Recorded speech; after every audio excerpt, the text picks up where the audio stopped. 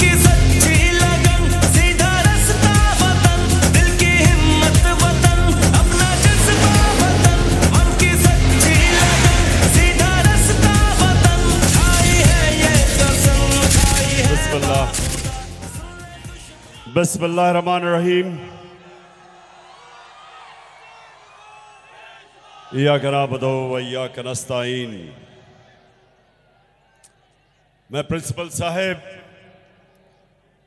आपका शुक्रिया अदा करता हूं कि आपने मुझे मरे कॉलेज में दावत दी और इस मुल्क के फ्यूचर लीडर्स, मैं सब अपने सामने इस मुल्क के फ्यूचर लीडर्स देख रहा हूं, मौका दिया आपसे बात करने का। अच्छा, मरे कॉलेज आराम से खामोशी से आपने मेरी बात सुनी। अल्लाह जानता है इसके बाद कभी मौका मिलेगा या नहीं। तो मैं चाहता हूं कि ये आज आपने दिन याद रखना है और मेरी बातें याद रखनी है। देखिए, सबसे पहले कि इंसानी माशरा जानवर और जानवरों के माशरे में सबसे बड़ा फर्क क्या होता है? क्या होता है? इंसाफ। जानवरों के माशरे में इंसाफ नहीं होता। ताकतवर का कानून चलता है। इंसाफ इंसानी माशरे में होता है, जिधर कानून ताकतवर और कमजोर को एक तरह देखता है। ये मेरी बात आपने सुननी है, क्योंकि आपको आज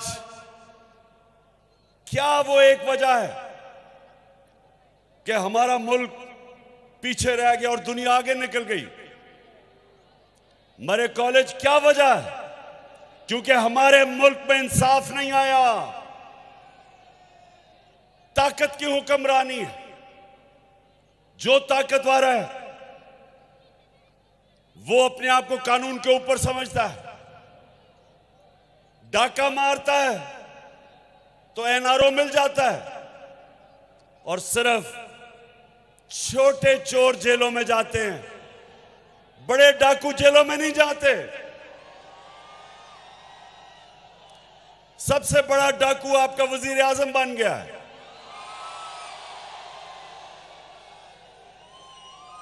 तो अल्लाह सुन ले, दुनिया का सबसे अजीम लीडर ना कभी कोई आया है, ना कभी आ सकता है। वो आपके नबी सल्लल्लाहु अलैहि वसल्लम है। किसी इंसान ने इस दुनिया में वो अचीवमेंट नहीं की जो आपके नबी सल्लल्लाहु अलैहि वसल्लम ने की है। कोई इंसान ने इंसान की तारीख में वो अचीवमेंट्स नहीं की। उन्होंने क्या कहा था? उन्होंने कहा था कि जो कौम छोटे चोरों को जेल में डालती है और बड़े डाकुओं को पकड़ नहीं सकती, वो तबाह हो जाती है। तो आज हमारा मुल्क उधर खड़ा हुआ है, और मैं जो आपके पास आया हूं, सबसे पहली मैं आपको चीज कहूंगा कि अपनी पढ़ाई के ऊपर आपकी सबसे ज्यादा तवज्जो होनी चाहिए। कौमें वो ऊपर जाती हैं जो अपने इंसानों के ऊपर तालीम पे पैसा खर्च करती है। और ये जो आपने यूनिवर्सिटी की बात की, इंशाल्लाह मैं ये चीफ मिनिस्टर से बात करूंगा और आपको अगला स्टेटस बनवाने की कोशिश करूंगा यूनिवर्सिटी का। लेकिन ये आपने याद रखना कि जो जिंदा माशरा होता है वो जब मुल्क के अंदर जुल्म और नाइंसाफी होती है, जिंदा माशरा इंसाफ के लिए खड़ा होता है। अल्लाह ने मुसलमानों को क्यों कहा जहाद करने का? जहाद क्या है? जहाद जुल्म और नाइंसाफी के सामने खड़ा होना। जानवर जुल्म और नाइंसाफी के सामने नहीं खड़े होते। आपने कभी देखा होगा नेशनल ज्योग्राफिक एनिमल प्लैनेट में कि जो अफ्रीका का सबसे ताकतवर जानवर समझा जाता है वो अफ्रीकन बफलो है, जो अफ्रीका की भैंस है। आप देखते होंगे कि 5, 6, 10 शेर, हजारों भैंसें खड़ी होती हैं। वो पहले उनको डराते हैं, वो जब भागना शुरू करती हैं तो वो एक भैंस को पकड़ लेते हैं 5, 6 शेर, और वो सारे अपनी जान बचा के भाग जाते हैं, क्योंकि वो जानवर हैं। जानवर अपना सोचता है। इंसानी माशरे के अंदर इसलिए अल्लाह ने आपको कहा है कि जुल्म का मुकाबला करो, जुल्म के सामने सर ना झुकाओ। जो जालिम के सामने खड़ा होता है राय हक पे और उसकी जान जाती है, अल्लाह उसको शहादत का रुतबा देता है, सबसे बड़ा रुतबा देता है।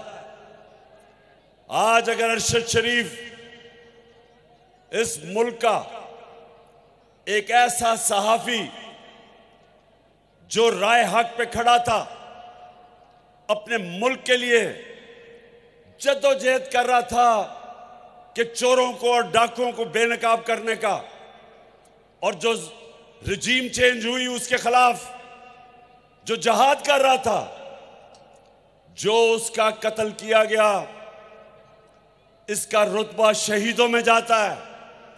ये कौम हमेशा इसको याद रखेगी कि अपनी जान कुर्बान की इसने हक के लिए।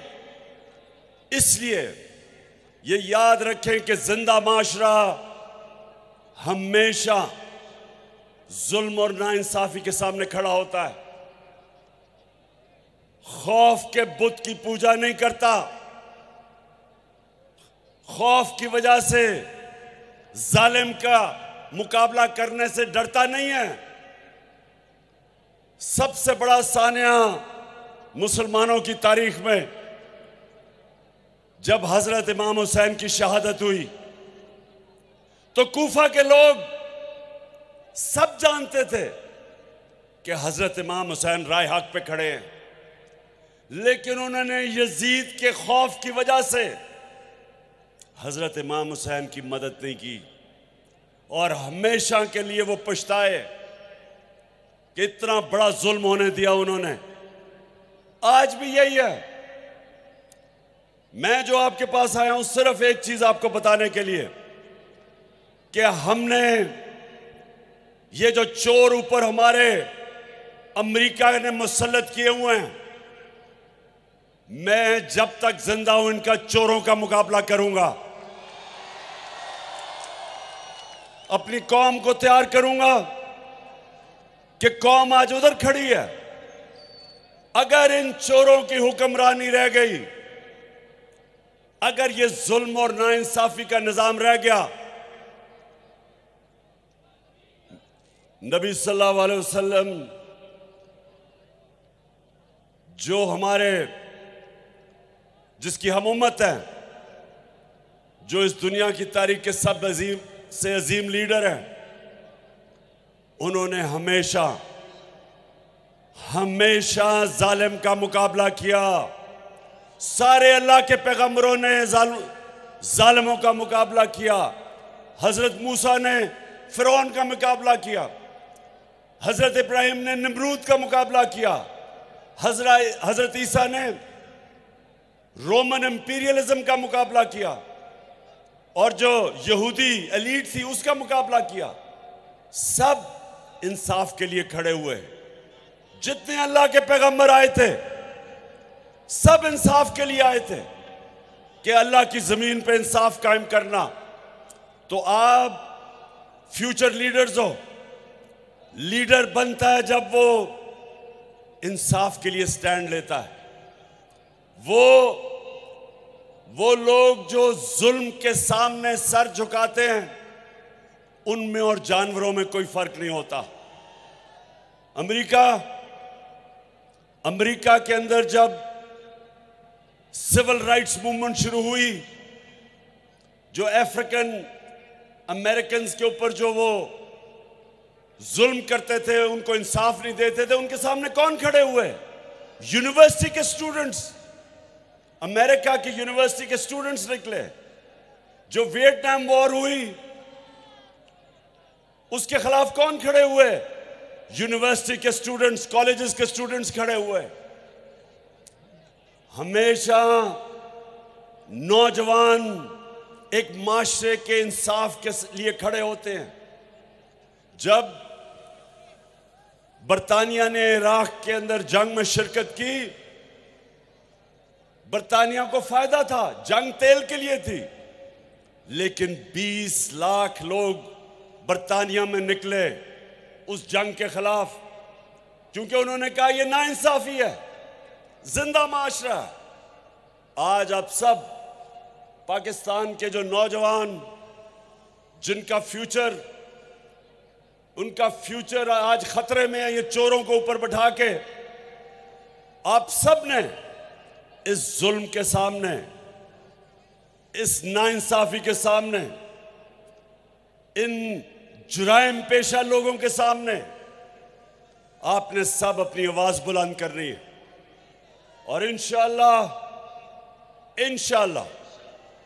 हम इनका मुकाबला करेंगे, इनको शिकस्त देंगे और कायद-ए-आज़म का पाकिस्तान बनाएंगे। और वो पाकिस्तान जो यहां से इल्लामा इकबाल, जो पिछले 500 साल में मुसलमानों का सबसे बड़ा ज़हन, बड़ा इंटेलेक्चुअल, हम इल्लामा इकबाल का जो ख्वाब था पाकिस्तान का, इंशाअल्लाह हम सब मिलकर वो पूरा करेंगे। बहुत बहुत शुक्रिया।